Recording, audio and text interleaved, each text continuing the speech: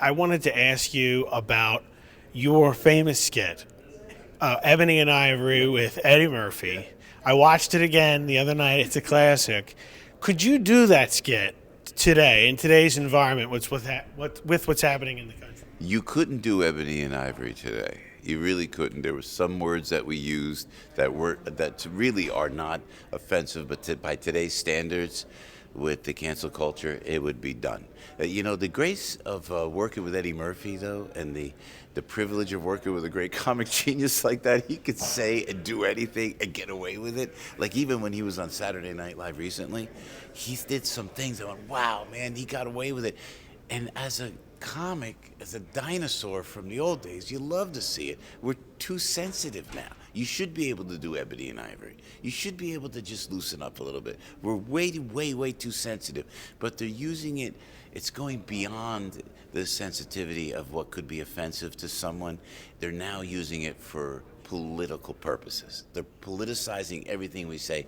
It's all politics. It has nothing to do with what's right and what's wrong, what's offensive and what's not.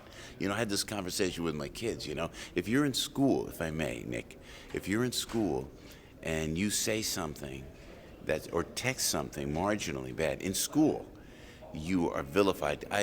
There's one specific example in my community where a poor girl took her own life because she said the wrong thing that was politically incorrect.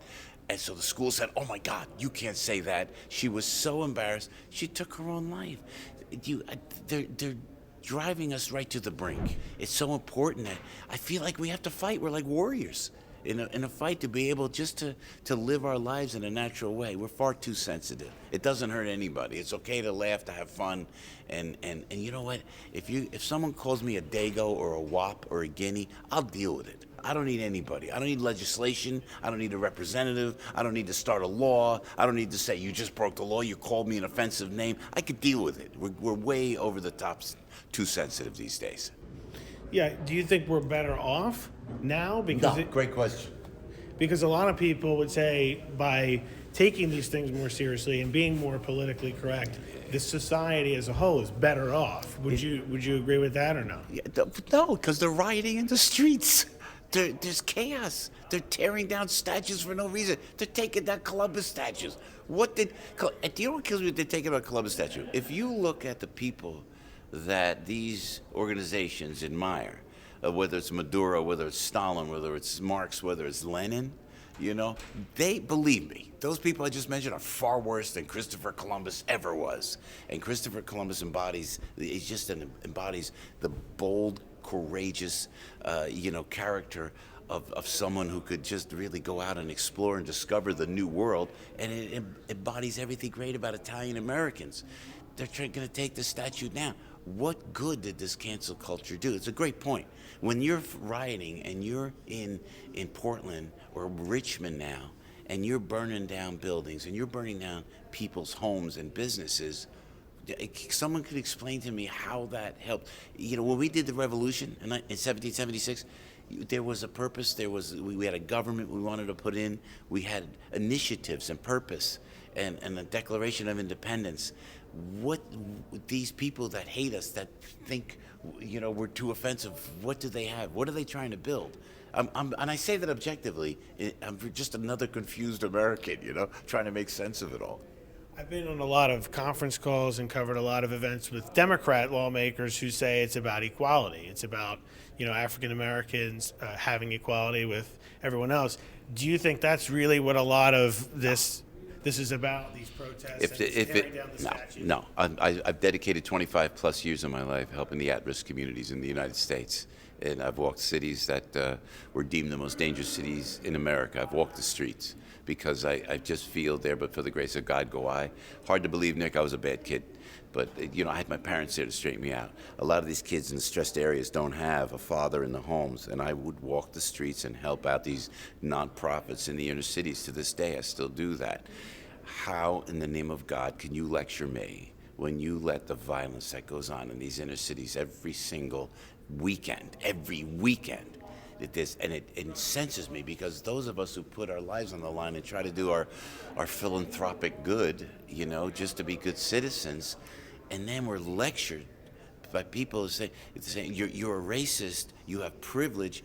Well, why don't let's all join together, and I got to tell you, the way President Trump is doing it, with those opportunity zones and going into the inner cities with guys like Dr. Ben Carson, with Mike Lindell, Mr. Pillow, they're going into the cities and they're at least doing something about it. When we get lectured and they tell us that it's social inequality, it's racial. Show me, put your money where your mouth is. Help out the folks really in need, in the stressed areas of America. Then you come talk to me. Then I'll listen. Right now, they have no credibility in what they're saying.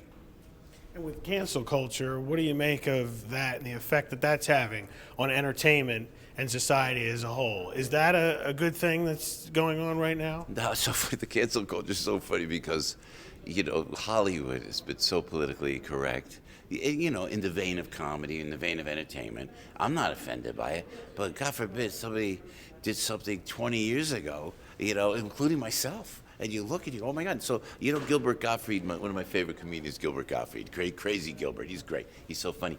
We had a chat. What we did in the comedy clubs in the late 1970s, if we did it now, we would be arrested. Thank God there weren't cell phones around.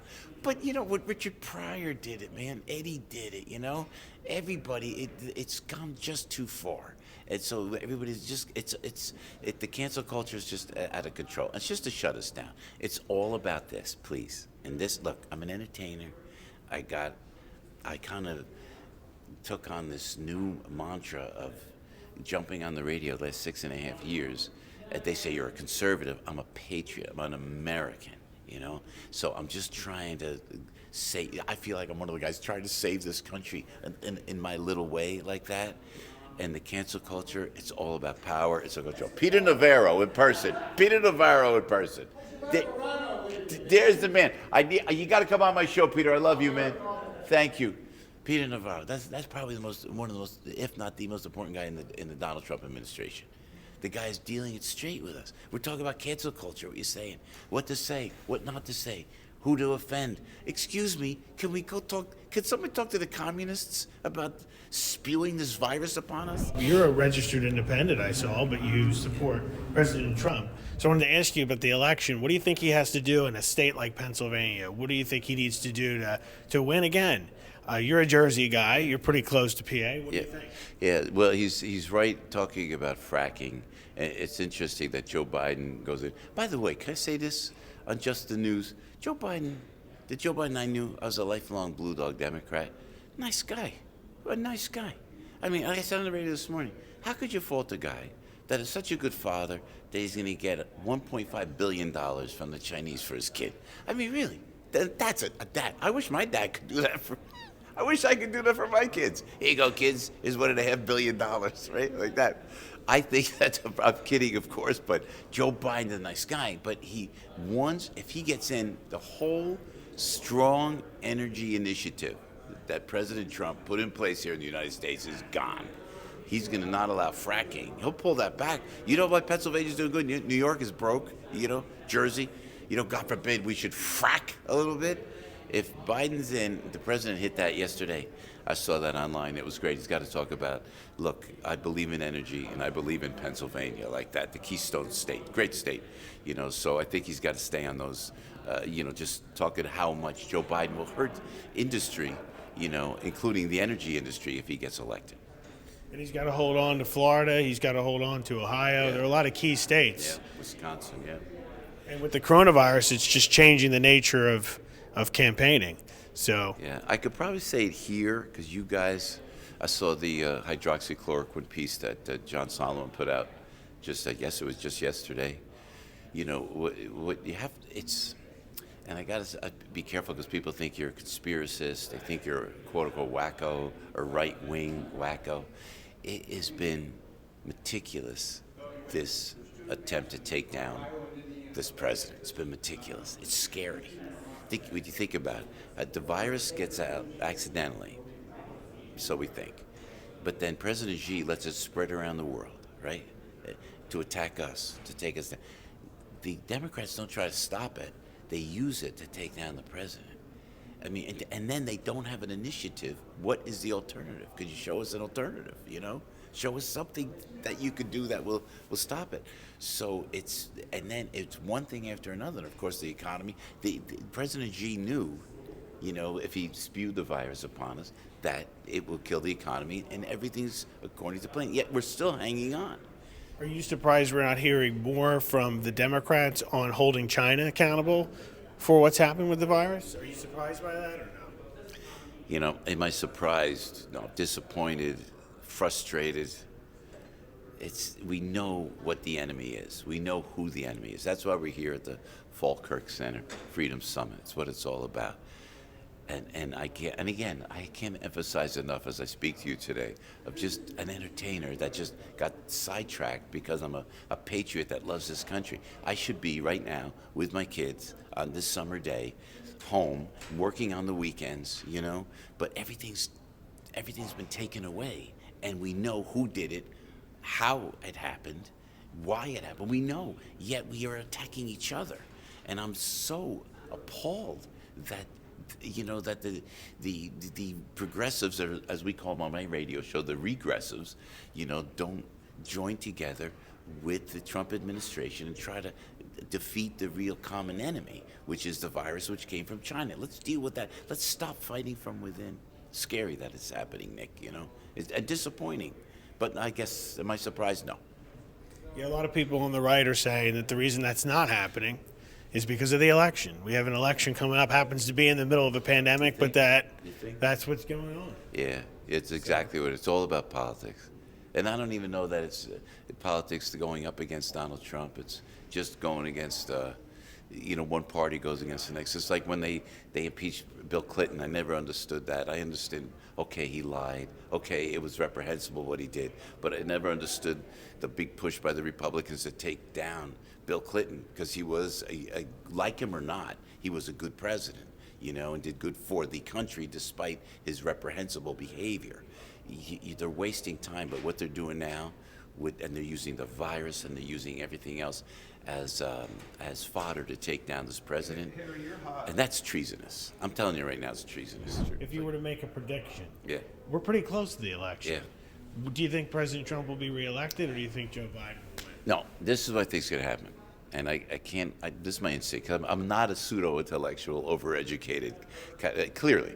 So what I think that something's going to happen in October. The October surprise is going to be something that happens, and I predict the president wins in a landslide. Something's going to happen, because you can't come with the false narrative of this pandemonium. They're creating this. We have medicine to stop this. They won't use the medicine.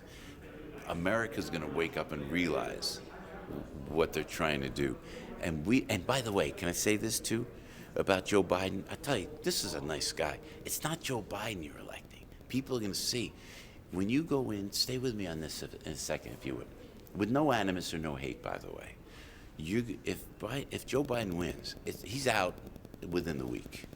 If he gets there, Kamala Harris, whoever the vice president is, going to be there. You're going to take the camera, and they're going to have those little pressers inside the cabinet room in the White House. And in the cabinet of the presidency of the United States of America will be Ilhan Omar, an avowed racist who hates Israel. You can have Jerry Nadler, Adam Schiff, Swalwell. You're going to have all those people. They're going to be in the administration. That is scary. We're only 244 years old. You can take down this country. And all the enemies watching this now, whether it's the communists in China, Russia, North Korea, in the Middle East, outside of Israel, they're watching this, and they're waiting for us to go down. You put the wrong person in, it's over, man. I'm telling you. I worry about my kids. I worry about my grandkids. And I think something's going to happen in October. I can't put my finger on it. And aliens may land. And they may all love Donald Trump, man. They may all have the Donald Trump hair. They may have the whole thing. It's 2020. Anything can happen. Something's going to happen, and Donald Trump wins in a landslide. That's my prediction.